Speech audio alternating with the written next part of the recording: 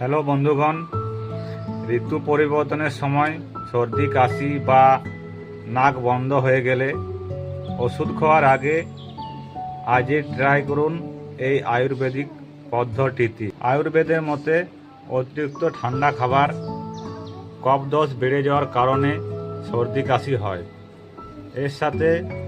এর সাথে মাথা ব্যথা বা শরীর ভারী লাগে, তাহলে আর দেরি করবেন। তাহলে আজই বাড়িতে বানিয়ে নিন তুলসী, আদা ও কালো মরিচের এই মিশ্রণটি। তুলসী শরীরের কফ কমায় ও জীবাণুনাশক হিসাবে কাজ করে। আদা গলা ও বুকের অতিরিক্ত কফ গলিয়ে দেয় ও শরীর থেকে অতিরিক্ত টক্সিন বের করতে সাহায্য করে। কালো মরিচ শ্বাসনালীর মিউকাস পাতলা করে স্বাভাবিক শ্বাস প্রশ্বাস নিতে সাহায্য করে।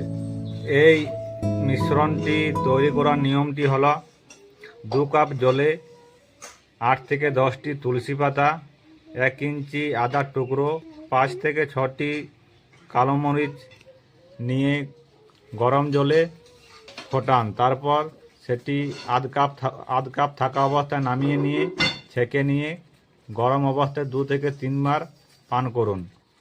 কিন্তু মনে রাখবেন, ঠান্ডা হলে এর কার্যকারিতা কমে যায়।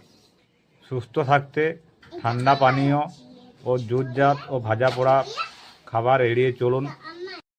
দিনে অন্তত 2 বার স্টিম বা ভাপ নিন নাকের মধ্যে।